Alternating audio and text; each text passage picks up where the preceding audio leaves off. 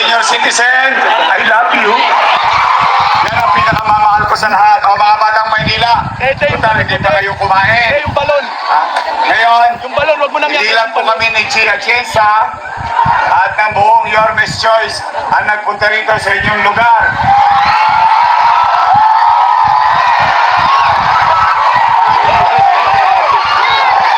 Sino sa tingin niyo bisita niyo ngayong gabi? Gusto niyo na siya makita? Ako masaya nang hindi makapagsalita. Marinig niyo lang. Marinig niyo lang. Yung mensahe ni dating Pangulong Rodrigo Roa Duterte. At yan ay hatid sa atin ng kanyang minamahal na anak. Mga taga, hihingal ako. Asensya, sobrang excited ako para sa inyo kasi kahit na maliit itong lugar natin, pinasyalan tayo ng mabait nating Vice President Sara Duterte!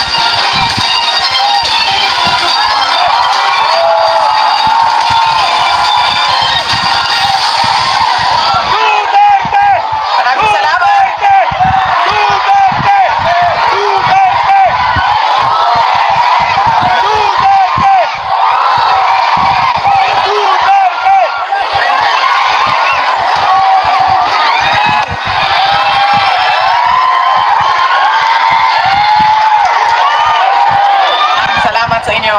Lalaban tayo!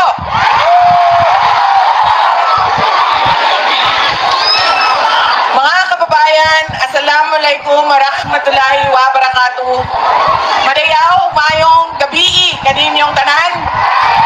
Magandang gabi sa inyong lahat. Unahin ko po muna ang aking mga pagpapasalamat. Una po, ang pagpapasalamat ko sa ating pinakamamahal na Yorme Isko Moreno. Maraming salamat. Si Mayor po ang nagpahiram sa akin ng entablado, ng mikropono, ng ilaw, ng kuryente, ng sound system ngayong gabi na ito para makapagbigay ng mensahe para sa inyong lahat. Pangalawa, pagpapasalamat ko mula po sa akin para sa inyong lahat. Marami sa inyo ang hindi na naghapunan, hindi na nagluto, hindi na naglaba, galing pa trabaho, kanina pang hapon, mainit, nandito para makinig sa aming mga mensahe para sa bayan. Maraming salamat po sa inyong lahat. Nasa anong distrito na ako? Sinong congressman nyo? Abante! Unahin ko muna ang aking mga pagpapasalamat. Tol, yung balon tol, nakakaharap. Darating tayo dyan. Tol, yung nakakaharap. Tanong ng camera mo. Hindi ko nga maintindihan, ikwento niyo sa akin, bakit naging congressman si Abante? Bakit?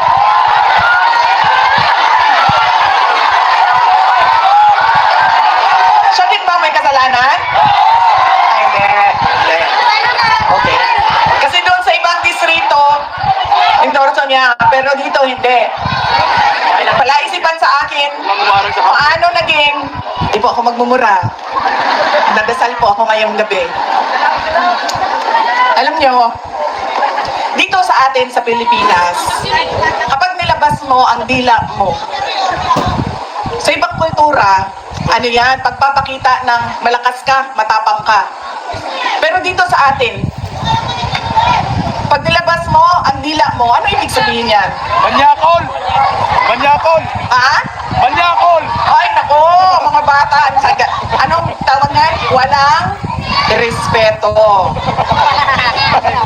Anong tawag nga sa inyo? Belat, di ba? Yan. Dila yan sa... Dila. Di ba? Bakit? Ang mga bata ang gumagawa niyan eh.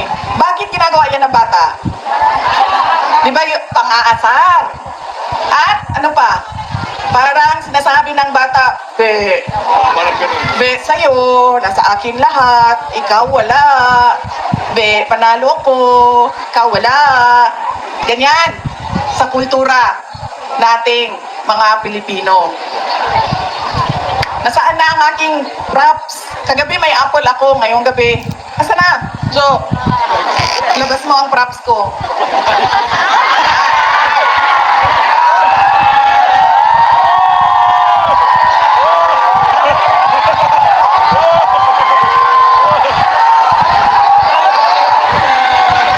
Ay, anong distrito tayo?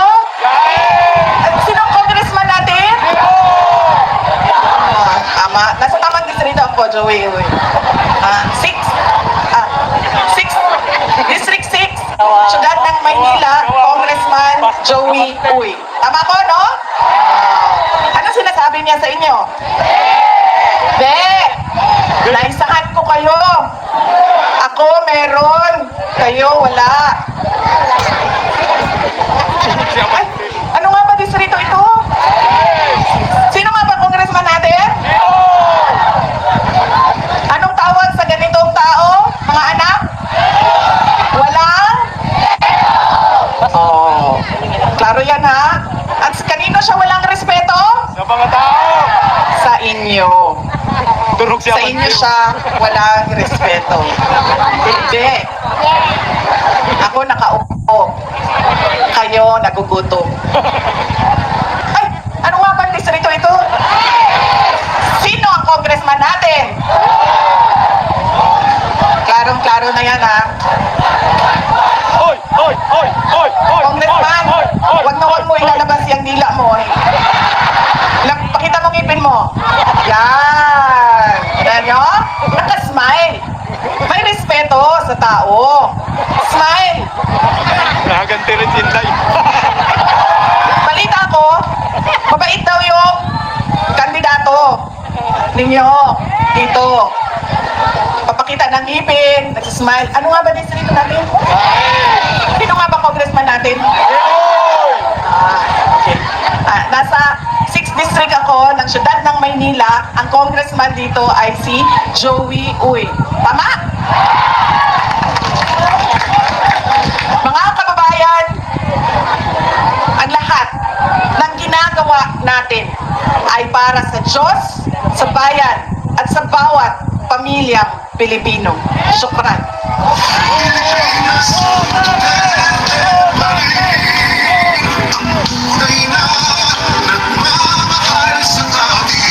Muli po, palakpakan po natin ang Vice President of the Republic of the Philippines, Honorable Sara C. Duterte.